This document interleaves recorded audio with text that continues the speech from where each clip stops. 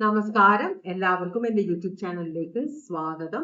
ഇന്ന് ബക്രീദ് ആഘോഷിക്കുന്ന എല്ലാ സഹോദരങ്ങൾക്കും ബക്രീദ് ആശംസകൾ കേട്ടോ. അപ്പൊ നമ്മൾ ഇന്ന് നോക്കാൻ പോകുന്നത് നിങ്ങളുടെ ഫ്രണ്ട്ഷിപ്പിനെ കുറിച്ചിട്ടുള്ള ഒരു റീഡിംഗ് ആണ് നമ്മൾ നോക്കുന്നത്. ഫ്രണ്ട്ഷിപ്പ് നമ്മൾ ചിലർക്ക് ലവ് റിലേഷൻഷിപ്പിനേക്കാളും ഇമ്പോർട്ടൻ്റ് ആണെന്ന് ബെസ്റ്റീസിന്റെ കാലഘട്ടമാണ്. അപ്പോൾ ഫ്രണ്ട്ഷിപ്പ് ആണത്.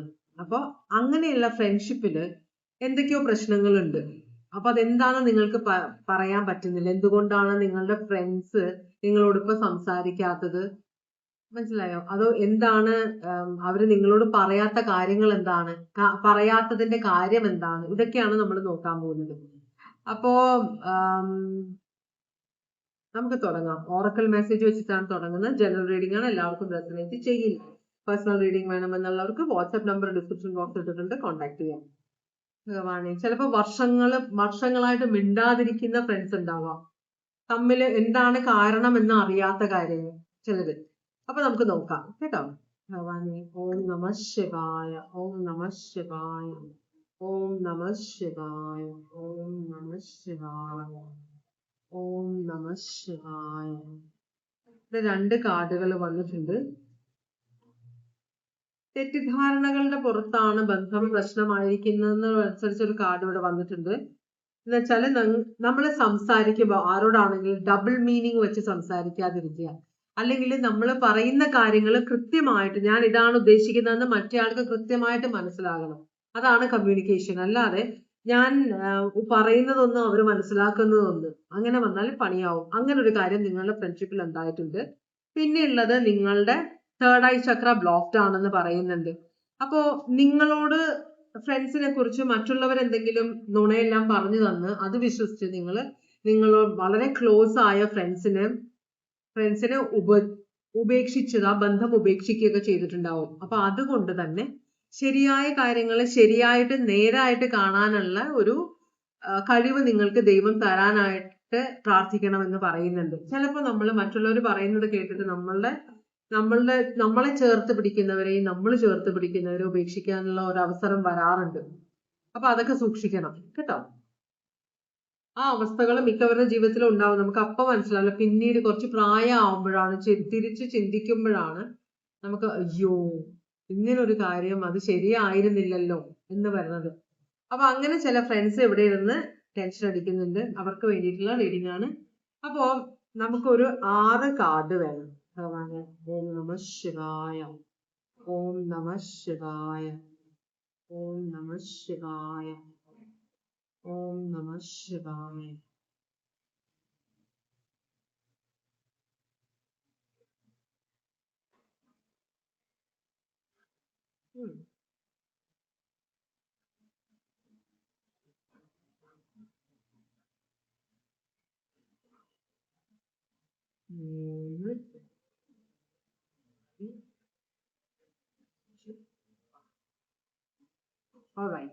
അപ്പോ ഇത്രയുമാണ് കാർഡുകൾ നമുക്ക് കിട്ടിയിട്ടുള്ളത്. ഇത് വീൽ ഓഫ് ഫോർച്യൂൺ റിവേഴ്സ് ആണ്. ഇത് ടവർ കാർഡ് അപ്രൈറ്റ് ആണ്.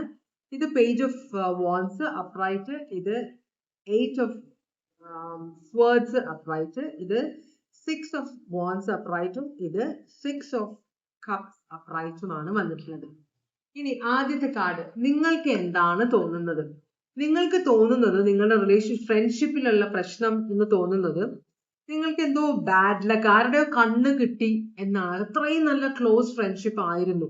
അപ്പൊ ആരുടെയോ കണ്ണ് കിട്ടിയിട്ടുണ്ട് നിങ്ങളുടെ ഫ്രണ്ട്ഷിപ്പിന് എന്ന് നിങ്ങൾ വിചാരിക്കുന്നുണ്ട്. അതുപോലെ തന്നെ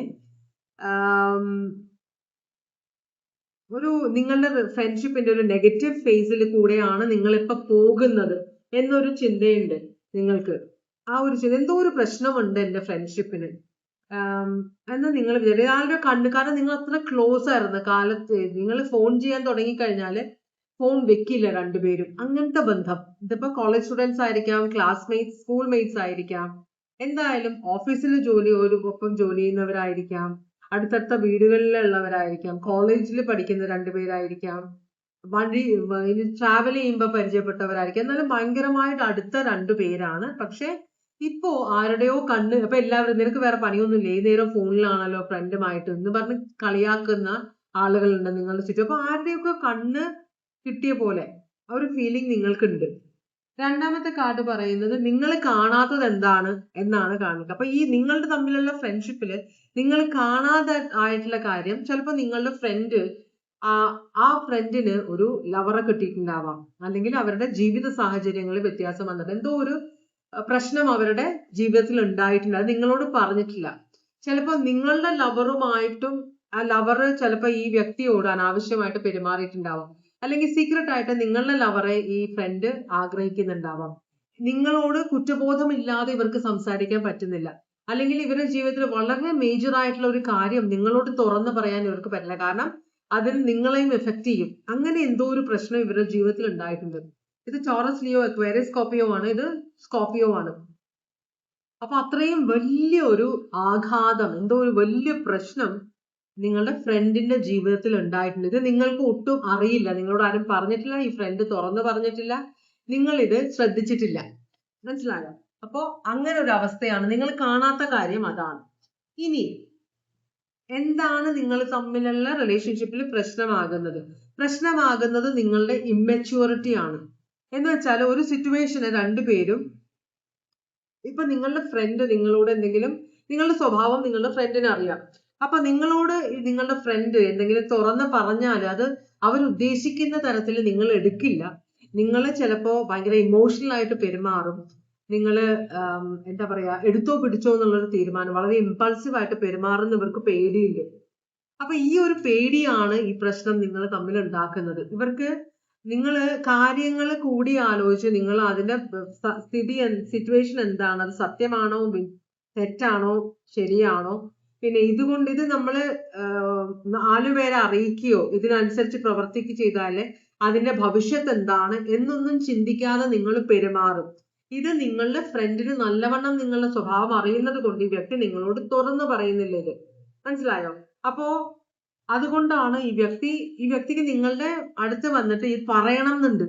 പക്ഷെ ഒരു സിനിമയില് ഇന്നസെന്റ് പോയിട്ട് മോഹൻലാൽ പറയുന്ന കാര്യം, ഒരു കാട്ടില് പുഴയുടെ തീരത്ത് പോയി ഒച്ചയില് പറയില്ലേ, അതുപോലത്തെ ഒരു അവസ്ഥ. പറയാനും പറ്റില്ല, പറയാതിരിക്കാനും പറ്റില്ല, ആ ഒരു അവസ്ഥയിലാണ്. അതുകൊണ്ടാണ് ഇപ്പൊ നിങ്ങളുടെ ഫ്രണ്ട് നിങ്ങളുടെ റിലേഷൻഷിപ്പിൽ ഒരു പ്രശ്നമായിരിക്കുന്നത്.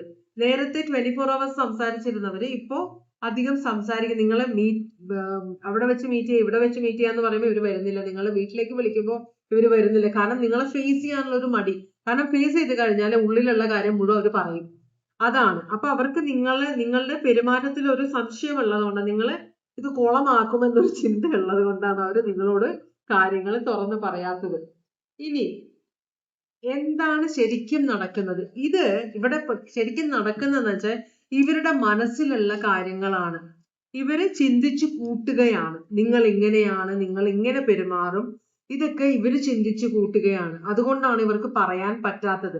അപ്പൊ നിങ്ങൾ ശരിക്കും അങ്ങനെ പെരുമാറണം എന്നില്ല. നിങ്ങൾക്കൊരു ചാൻസ് ഇവര് തരേണ്ടതാണ്. കാര്യങ്ങൾ തുറന്ന് പറയുക. ഫ്രണ്ട്സ് അല്ലേ, ക്ലോസ് ഫ്രണ്ട്സ് അല്ലേ, എന്തും വരട്ടെ എന്ന് വെച്ച് നിങ്ങളോട് പറയേണ്ടതാണ്. പക്ഷെ ഇവർക്ക് അതിന് ധൈര്യമില്ല.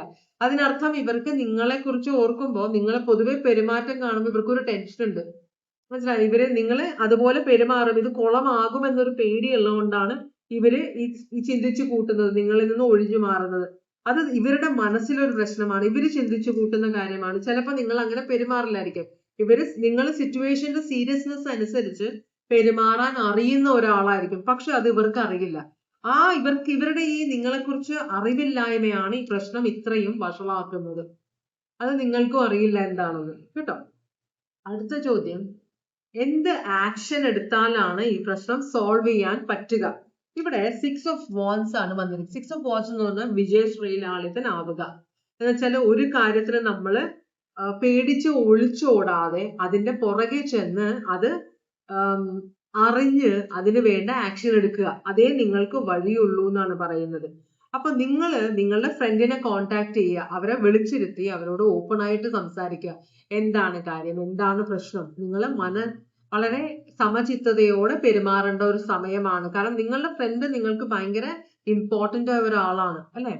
അപ്പൊ അതുകൊണ്ട് തന്നെ നിങ്ങൾ സമചിത്തതയോടെ മെച്യൂരിറ്റിയോടെ പെരുമാറിയാൽ ഈ ഒരു സിറ്റുവേഷന് എന്തെങ്കിലും സൊല്യൂഷൻ കണ്ടെത്താൻ പറ്റുമെന്നാണ് പറയുന്നത്. ഇനിയിപ്പൊ നിങ്ങൾ ഈ സിറ്റുവേഷൻ അവോയ്ഡ് ചെയ്താൽ ഇതിന്റെ പുറകെ പോകാതെ തന്നെത്താനെ ശരിയാകും എന്ന് വിചാരിച്ചാൽ എന്താണ് നടക്കാൻ പോകുന്നത്?